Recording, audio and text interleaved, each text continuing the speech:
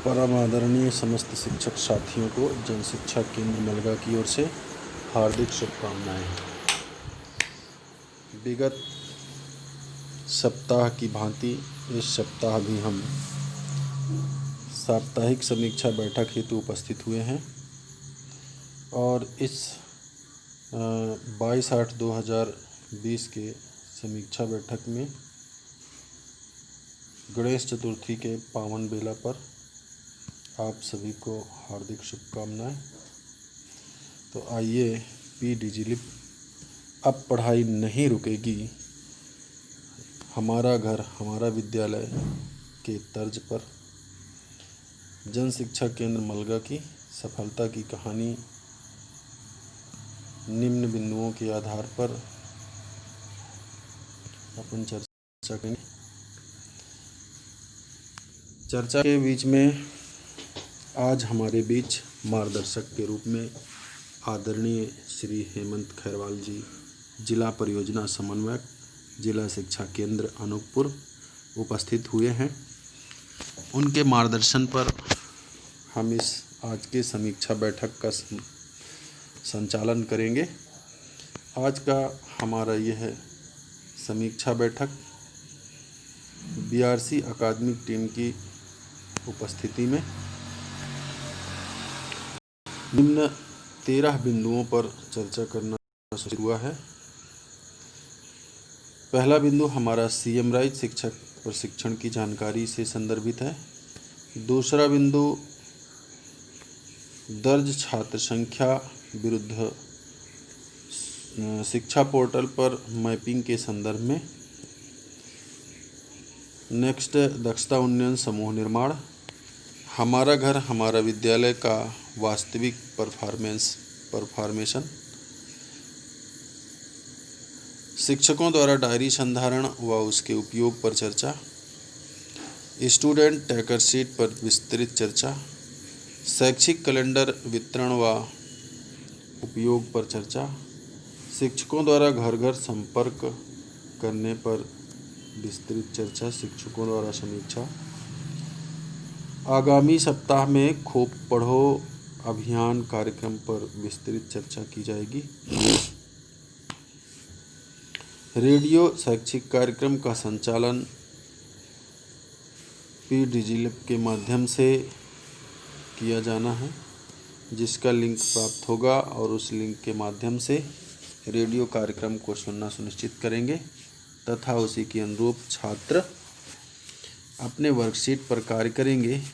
इस पर भी हम चर्चा करेंगे।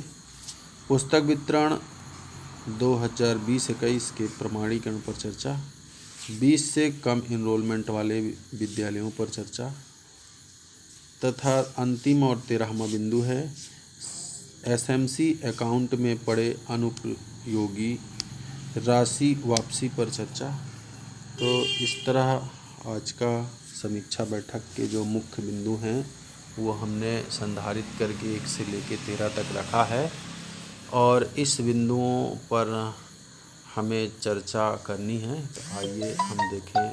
सबसे पहला काम सीएम राइज शिक्षक प्रशिक्षण पर बात करते हैं। यह कार्य सीएम राइज शिक्षक प्रशिक्षण पर 6वें कोर्स तक तो 100% हमारे यहाँ शिक्षकों ने कोर्स कंप्लीट कर लिए हैं। 7वां और 8वां के संदर्भ में हमारे बीच उपस्थित जीवन लाल पुरी जी इस संदर्भ में व्याख्या करेंगे।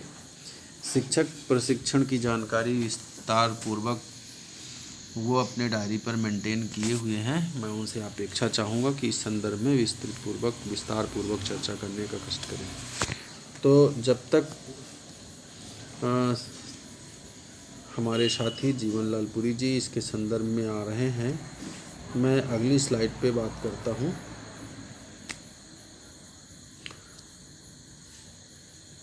कक्षावार वर्तमान सप्ताह समूह में जुड़े अभिभावकों की संख्या पर हम प्रति सप्ताह समीक्षा करते चले आ रहे हैं। इस सप्ताह हमारे बीच अभिभावकों व बच्चों को ऑनलाइन उनके व्हाट्सएप समूह में जोड़ने का जो लक्ष्य है वो 2113 का है, जिसमें कुल सदस्य 1029 जोड़े जा चुके हैं, जिसमें से 794 केवल छात्र व अभिभावकों की संख्याएं जोड़ी जा चुकी है डिजिलैब समूह में। और लक्ष्य को प्राप्त करने हेतु हमारा संकुल सदैव प्रयासरत है तथा प्रयासरत रहेगा। मैं इस संदर्भ में शिक्षकों से अपेक्षा चाहूँगा कि समस्त शिक्षक जैसे ही अभिभावकों के पास फ़ोन, एंड्रॉयड फ़ोन का मोबाइल नंबर उपलब्ध होता है, अभी भी हम इस काम को करने में पीछे नहीं हटेंगे। उनके एंड्रॉयड फ़ोन का नंबर प्राप्त होते ही उनके बच्चों के कक्षानुरूप व्हाट्सएप ग्रुप में जोड़ने का कार्य प्रारंभ रखेंगे। हाँ, यहाँ पे बात हमें देखने में आता है कि पिछले सप्ताह में हमारा उपलब्धि स्तर अच्छा था व्हाट्सएप समूह का, परंतु इस सप्ताह कुछ कमियाँ हुई है, अभिभावकों की संख्या घट रही है। इस पर जो है चिंतन करने का विषय है। सो समस्त शिक्षक साथी इस पर विचार करें और इसे गंभीरता से लें।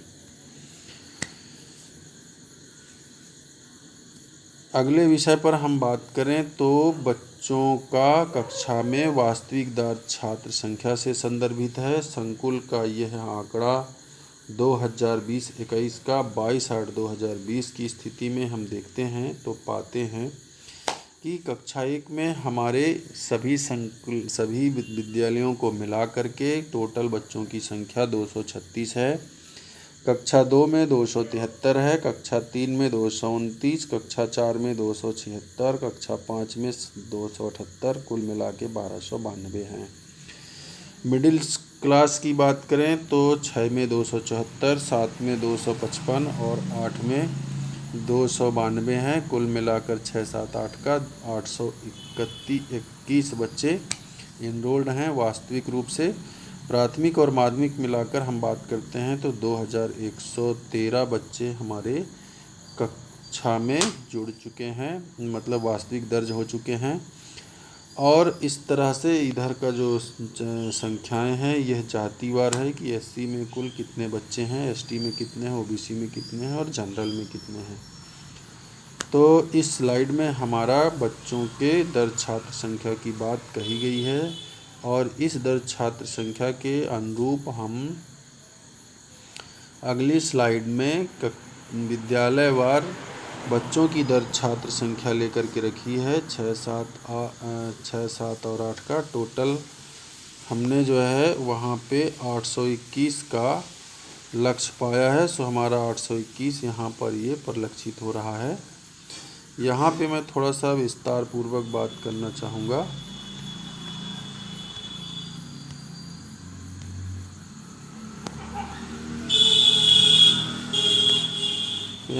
माध्यमिक विद्यालय कोका में कुल वास्तविक रूप से बच्चों की संख्या 106 इनरोल्ड है, जिसमें शिक्षा पोर्टल पर 105 इनरोल्ड किया जा चुका है। एक बच्चा शेष है। सो मैं उनसे अपेक्षा करूंगा कि इस बच्चे को भी अतिशीघ्र देख लें कि समस्या क्या है, क्या उस बच्चे के पास SSM ID नहीं है या किस कारण से छूटा हुआ है, तो उस बच्चे को भी मैपिंग कराना सुनिश्चित करें। माध्यमिक विद्यालय उरा की बात करूं तो वहां का बच्चा वास्तविक रूप से 87 इनरोल्ड है और 87 मैपिंग हो चुके हैं। 0 यहां का अंतर पाया गया है, मतलब यह विद्यालय हमारा 100% अच्छा कार्य किया है मैपिंग के संदर्भ में। उन्हें मैं संकुल की ओर से हार्दिक शुभकामनाएं व बधाई दूंगा। इसी तरह माध्यमिक विद्यालय उरा के बाद माध्यमिक विद्यालय सेमरा का है। सेमरा में भी 34 बच्चे वास्तविक में दर्ज हैं और 34 का मैपिंग हो चुका है। अगली कड़ी में देखते हैं तो माध्यमिक विद्यालय भलमुड़ी में 28 बच्चे दर्ज हैं और 28 की मैपिंग हो चुकी है, मतलब अच्छा कार्य है। इस प्रकार हम अपने 12 विद्यालय को इस स्लाइड पर अवलोकन करते हैं तो पूरे बच्चे हमारे वास्तविक रूप से 821 दर्ज हैं और 727 बच्चे की मैपिंग हो चुकी है। 94 बच्चे शेष हैं। अपेक्षा चाहूँगा कि यह 94 बच्चे जो भी मिडिल स्कूल में शेष हैं ये सब के सब मैपिंग होना सुनिश्चित हो जाए, ताकि शासन द्वारा जो भी सुविधाएं बच्चों को दी जाती है उसका सीधा का सीधा सुविधाओं का असर बच्चों पर पड़े और उससे लाभान्वित हों।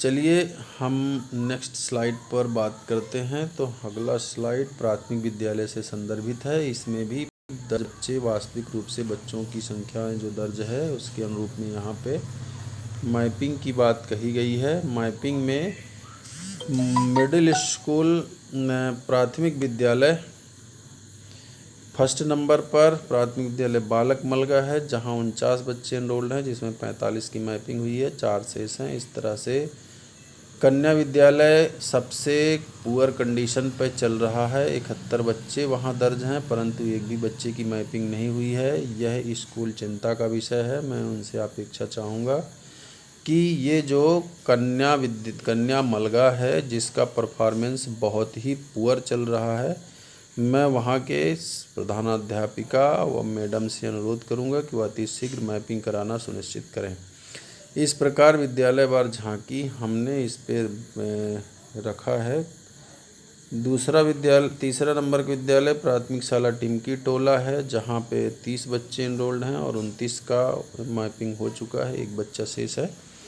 इस प्रकार विद्यालयवार स्लाइड हमने निकाल करके रखा है। एक एक स्कूलों का उच्चारण कर पाना कठिन काम है। आप इस स्लाइड को देख करके अपने बच्चों की मैपिंग कराना सुनिश्चित करें और प्रयास करें कि हमारा इस स्कूल खुलने के पहले सारे के सारे बच्चे जो वास्तव में अपने विद्यालय में दर्ज हैं वो सब के सब पोर्टल पर दिखना प्रारंभ हो जाएं और बच्चों को मैपिंग कराना अब शेष नहीं रहा का प्रमाण पत्र संकुल में जमा करेंगे।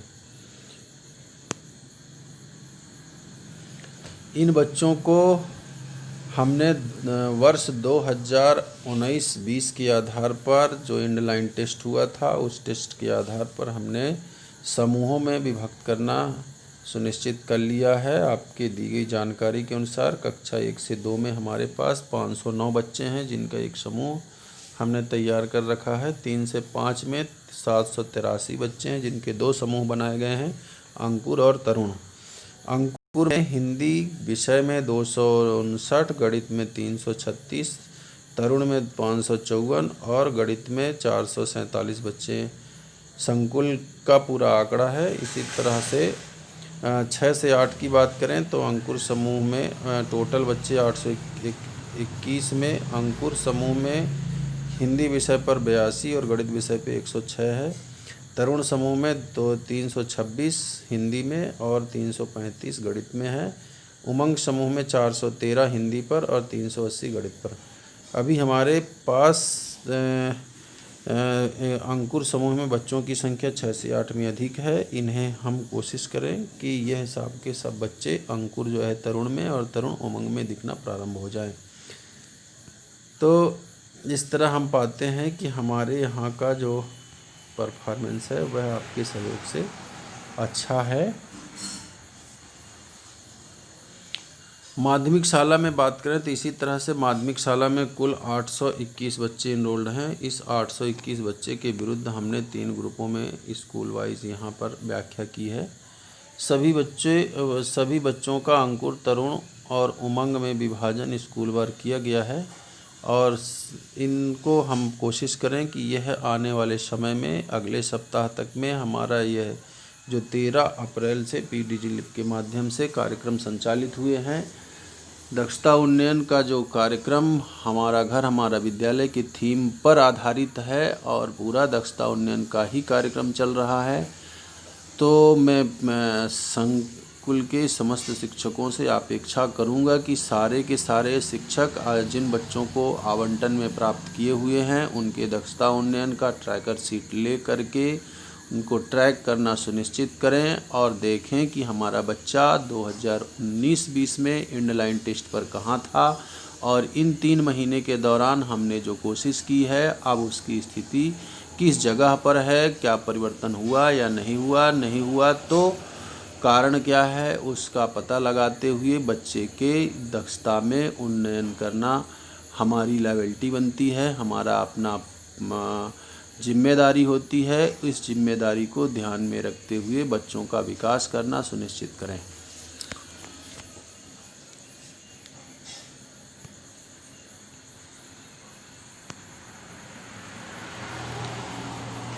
यहाँ पर दक्षता उन्नयन का कक्षा 3 से 5 का हमने 2 समूहों में विभाजन किया हुआ है। 3 से 5 में हमारे पास 783 बच्चे इनरोल्ड हैं। 783 बच्चों में अंकुर समूह में और तरुण समूह में विभक्त हुआ है।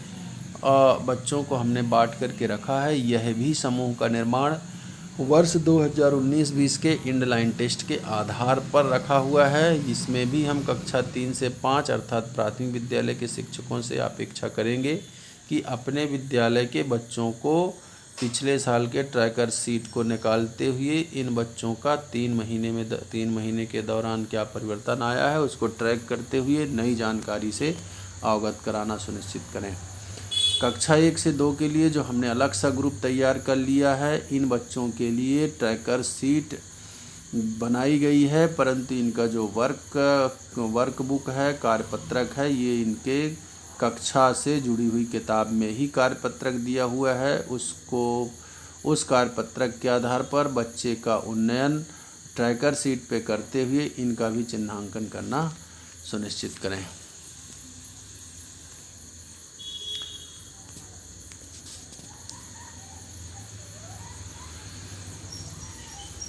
इस प्रकार हमारा घर हमारा विद्यालय का जो थीम है, उस थीम के आधार पर सबसे पहले जैसे सामग्री 8:30 या 8:30 से लेकर 9 के बीच में सामग्री आती है, हम सामग्री को सर्वप्रथम संकुल के सभी कक्षा 1-8 के ग्रुप में फॉरवर्ड करने के बाद 8 बजे से लेके 9 से लेके 9:30 मतलब 10 बजे के पहले हम DigiLip में भेजी गई सामग्री का अवलोकन करके और संकुल स्तर पर एक डायरी का संधारण करते हैं। डायरी में हमने इस तरह से कौन सी सामग्री आई है, किस क्लास का कौन सा विषय है, उस विषय के अनुरूप कौन सी अवधारणा है, उस अवधारणा से संबंधित कितने वीडियोज़ आए हुए हैं, उस वीडियोज़ में कौन सा दक्षता का विकास हो रहा है और उस दक्षता के अनुरूप बच्चे किस कार्यपत्रक पर काम करेंगे, इससे संबंधित जानकारी हम इस फॉर्मेट में नोट करते हैं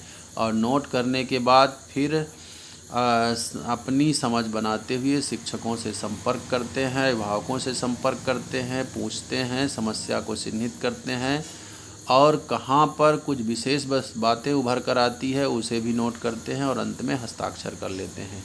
इस प्रकार प्रत्येक दिवस हम शैक्षिक सामग्री को संकुल स्तर पर संधारित करते हैं और संधारण पश्चात उसकी समीक्षा प्रत्येक दिवस 5 शिक्षक व 5 अभिभावकों से मोबाइल के माध्यम से संपर्क किया जाता है। इस बात की भी विशेष रूप से समीक्षा करने के लिए प्रति दिवस तो करते ही करते हैं, परंतु इसकी एक विशेष बैठक के रूप में जूम मीटिंग अथवा गूगल मीट के माध्यम से सप्ताह में एक बार समस्त शिक्षकों का मीटिंग के द्वारा समीक्षा की जाती है और यह पता लगाया जाता है कि कहाँ पे कौन सी बातें उभर कर आई है और इस बात को कैसे निदान किया जाए। तो इस चीज़ को निदान करने के लिए, समस्या को चिन्हित करने के लिए इसका एक समिति का गठन हुआ है संकुल स्तर पर। इस समिति में 2 स्तरों पर बात अभिभावकों तक की जाती है।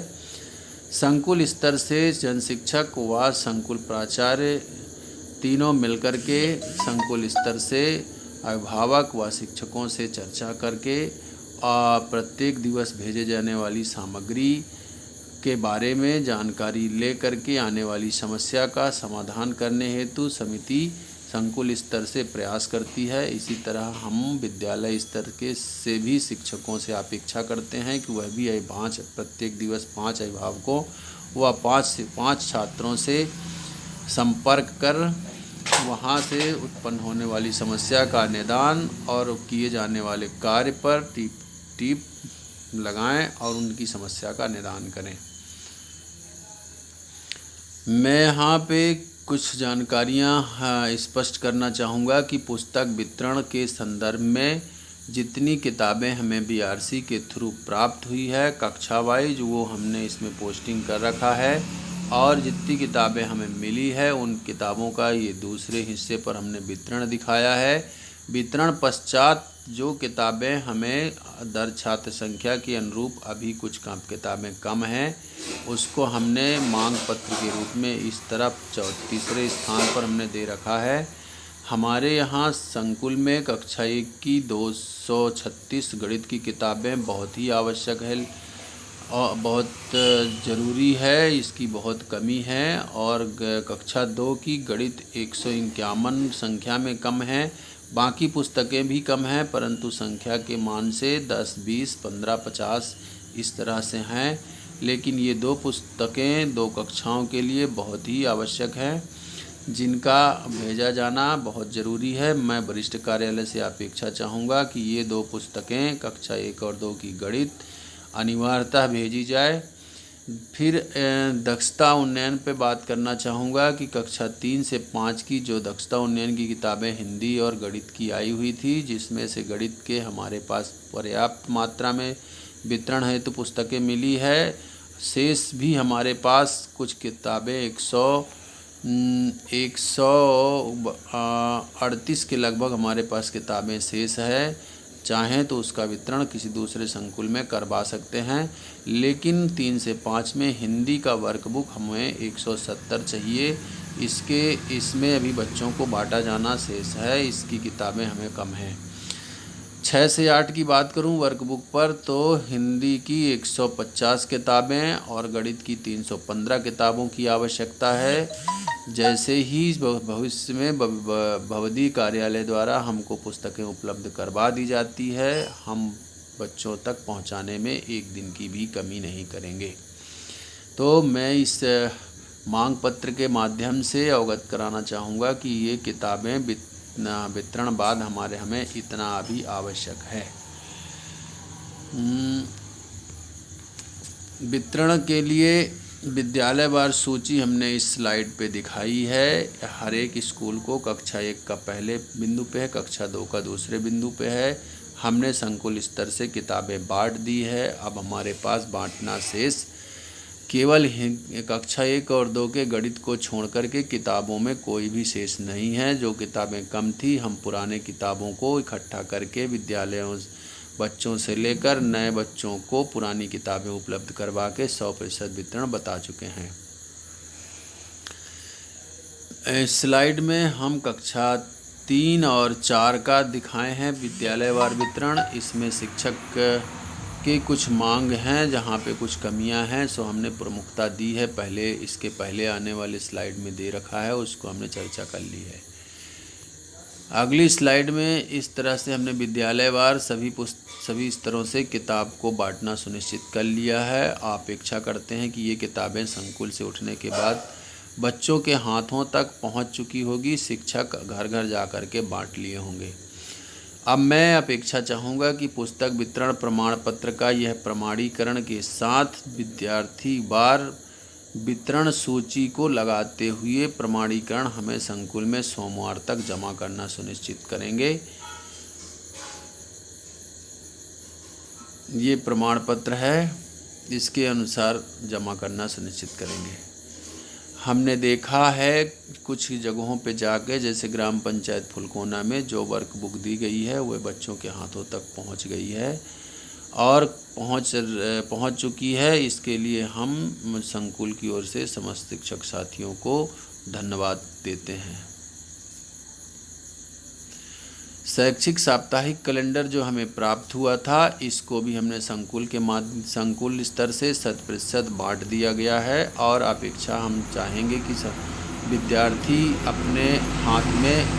उनके हाथ में शैक्षिक साप्ताहिक कैलेंडर प्राप्त हो चुकी होगी। लास्ट में माध्यमिक विद्यालय से मलगा का टीचर अशोक कुमार सोनी जी भी प्राप्त कर चुके हैं। और अब मैं अपेक्षा चाहता हूं उनसे कि वो भी अब सारे बच्चों तक साप्ताहिक शैक्षिक कैलेंडर को वितरण करा दिया होगा। हमने पिछले सप्ताह के समीक्षा बैठक में भी डायरी संधारण के संदर्भ में जिक्र किया था कि इस डायरी का संधारण 3 प्रकार से होना है: शिक्षक सामग्री डायरी, गृह संपर्क पंजी और विद्यार्थी कॉल रजिस्टर। ये इस तीनों प्रकार की डायरियाँ सभी शिक्षकों ने समायोजन कर लिया होगा और प्रतिदिन अपडेट करते होंगे। मैं अपेक्षा चाहूँगा सभी शिक्षकों से कि इस डायरी को समय सीमा के अंदर पूर्ण करते हुए अपनी तैयारी के साथ बच्चों के घर संपर्क में जाएं। यही उनके मासिक वेतन निकालने का एक आधार होगा। जब तक शिक्षक अपनी डायरी तीनों प्रकार का संकुल में जमा नहीं करेंगे तब तक उनकी मासिक पेमेंट का आधार हमें प्राप्त नहीं हो सकेगा और ऐसी स्थिति में विषम परिस्थिति का सामना करना पड़ सकता है। इसलिए मैं सभी शिक्षक साथियों से अनुरोध करूंगा कि यह तीनों प्रकार की डायरी, एक शैक्षिक सामग्री डायरी, दूसरा गृह संपर्क पंजी, तीसरा विद्यार्थी काल रजिस्टर, यह तीनों प्रकार के डायरियों का संधारण करते हुए अपने लेसन प्लान को उद्बोधन में लेते हुए, चूँकि हम लेसन प्लान जो है हमारा घर हमारा विद्यालय का जो थीम है वो दक्षता उन्नयन पर आधारित है, बच्चे के बेस्ट को उन्नत करने पर आधारित है। इस दक्षता उन्नयन कार्यक्रम को जैसे हमने पिछले साल 5 बिंदुओं में लेसन प्लान तैयार करना सुनिश्चित किया था, उसी तर्ज पर आज भी हम दक्षता उन्नयन कार्यक्रम के इस 5 उसूलों को ध्यान में रख करके लेसन प्लान का निर्माण करेंगे और अपनी पूरी तैयारी के साथ बच्चों के घर संपर्क में जाएंगे, ताकि हमारा अवधारणा से संबंधित समस्त पकड़ बनी रहे और हम बच्चे को एक सही मार्गदर्शन में अर्थपूर्ण तरीके से उनकी शिक्षा में विकास कर सकें। लेसन प्लान बनाने का हमने एक इसमें उदाहरण दे रखा है, इसको देख करके बच्चे शिक्षक अपना लेसन प्लान तैयार करें और लेसन प्लान बनाने के उदाहरण के साथ साथ कुछ मार्गदर्शिकाएं हमने दी है। इस मार्गदर्शन का निश्चित रूप से अवलोकन करके अपने लेसन प्लान को मजबूत बनाएं। हम पाते हैं संकुल स्तर में कि लेसन प्लान केवल 3 विद्यालयों द्वारा संपादित की जा रही है। 44 स्कूल हैं, 44 स्कूल में 77 शिक्षक कार्यरत हैं। 77 शिक्षकों के बीच में से केवल 3 शिक्षकों द्वारा प्रतिदिवस लेसन प्लान का निर्माण हो रहा है। मैं अपेक्षा चाहूँगा कि सभी शिक्षक के इन्हीं के तर्ज पर लेसन प्लान तैयार करके गृह संपर्क में जाना सुनिश्चित करें। प्राथमिक शाला खोडरी नंबर 2 रोहिणी प्रसाद पनिका जी, प्राथमिक शाला चमरान टोला जहाँ शेष नारायण रैदास जी हैं, और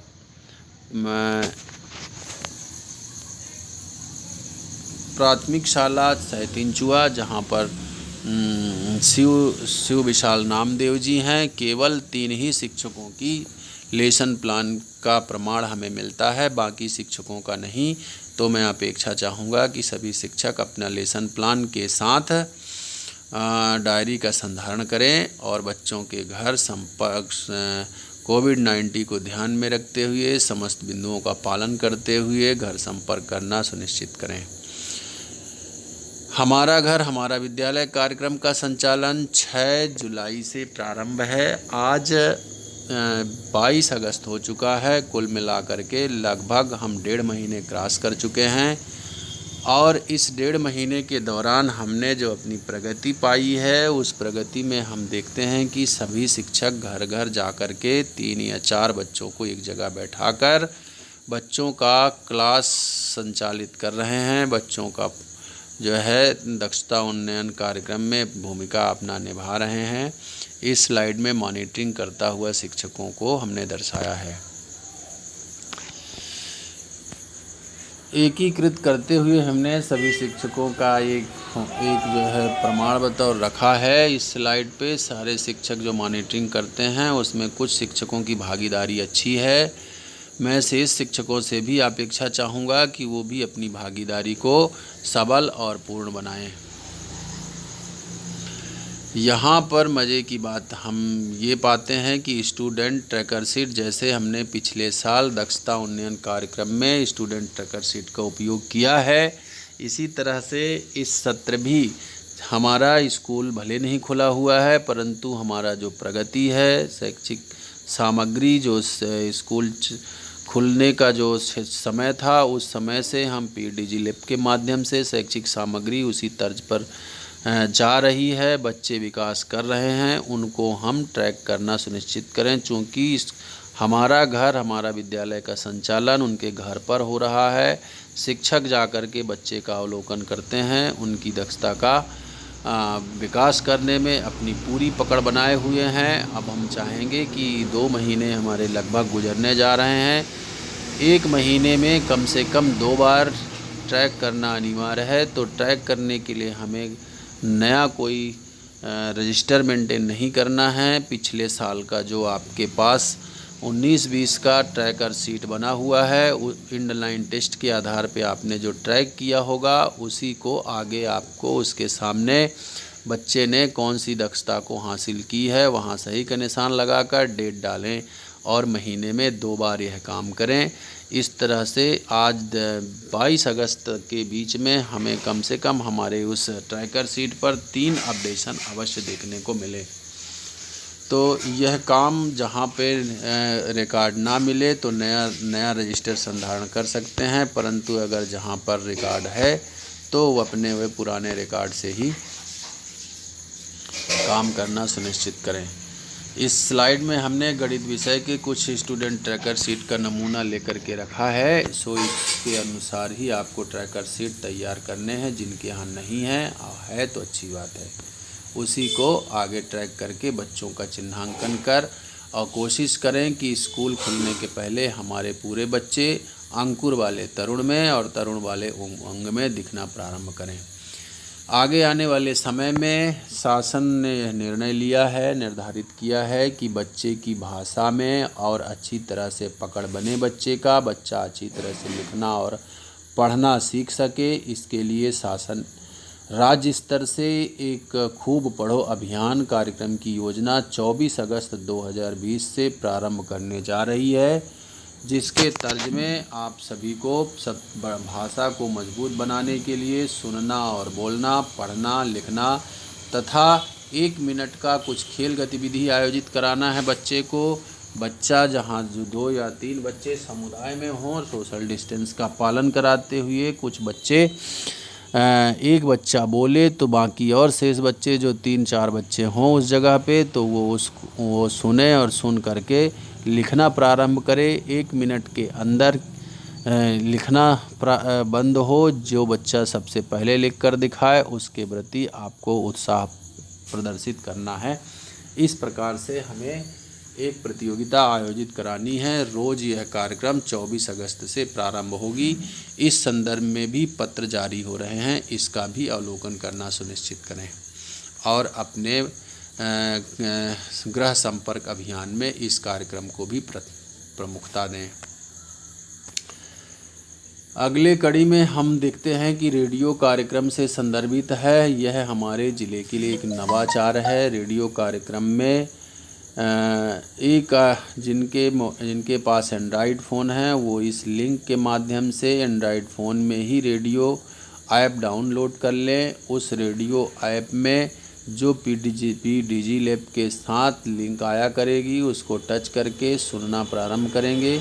उसमें आओ करें और सीखें कि प्रत्येक कार्यपत्रक पर चर्चा होगी। उस कार्यपत्रक को सुनकर बच्चे कार्यपत्रक पर काम करेंगे तो रेडियो कार्यक्रम को भी हम अंजाम दें। इसी कड़ी में टीवी का प्रसारण भी अगले महीने सितंबर के माह से कक्षा 6 से 8 के बच्चों के लिए टीवी प्रसारण का भी कार्यक्रम चालू होगा, उसको भी अपन अमल में लेंगे। तो इसको भी ध्यान में रखते हुए हमें कार्य का संपादन करना है। इस स्लाइड में हमने 20 से कम एनरोलमेंट वाले विद्यालय को स्थान दिया है। हमारे संकुल में 9 ऐसे विद्यालय हैं जहां छात्र संख्या लो है, 20 से कम है। मैं उन विद्यालयों के संस्था प्रमुख से अपेक्षा चाहूँगा कि अपने विद्यालय में छात्र संख्या को बढ़ावा दें और अपना कार्य अच्छा करें ताकि बच्चे उनके स्कूल में एडमिशन लेने पर विवश हो जाएं। प्राथमिक शाला मोहार टोला में केवल 4 बच्चे दर्ज हैं, उचेहरा टोला में 4 बच्चे दर्ज हैं, हर्रा टोला में 9, कुरकुटी टोला में 12, भाटी सराई में 13, भलमुड़ी में 15, न्यू भलमुड़ी में 15, सैतिनचुआ में 20 और फुलकोना में 20। इस तरह से 20 या 20 से कम इनरोलमेंट वाले हमारे संकुल में इतने इस विद्यालय हैं। मैं इन विद्यालयों से के संस्था प्रमुख से अपेक्षा चाहूँगा कि इसका प्रमाणीकरण करके संकुल में जमा करें, और या बेहतर हो कि अपने छात्र संख्या को आगे बढ़ाएं। उनके विद्यालय में छात्र संख्या अधिक होगी तो स्कूल का अस्तित्व बना रहेगा। इस प्रकार कम इनरोलमेंट वाले पर चर्चा के बाद हम अंतिम स्लाइड पर पहुँचे हैं कि लंबे समय से जिस एसएमसी में कुछ राशियां पड़ी हुई है इन मदों पर, ये मद हमारे गणवेश के हैं, बाल सभा के हैं, परीक्षा मूल्यांकन का है, शाला प्रबंधन समिति से संबंधित है, शिक्षक निधि का है।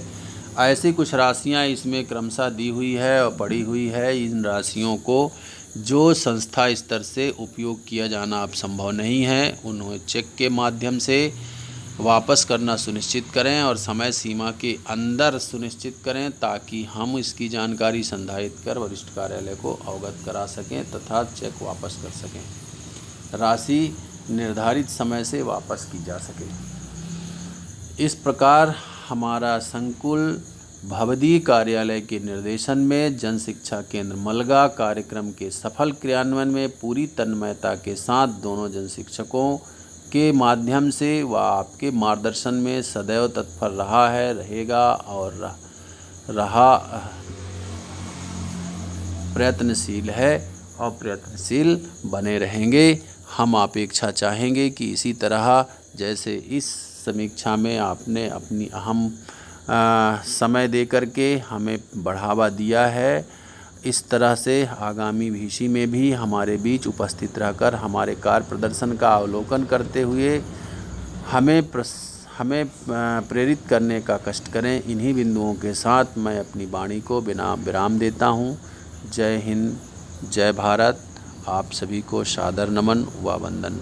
थैंक्स।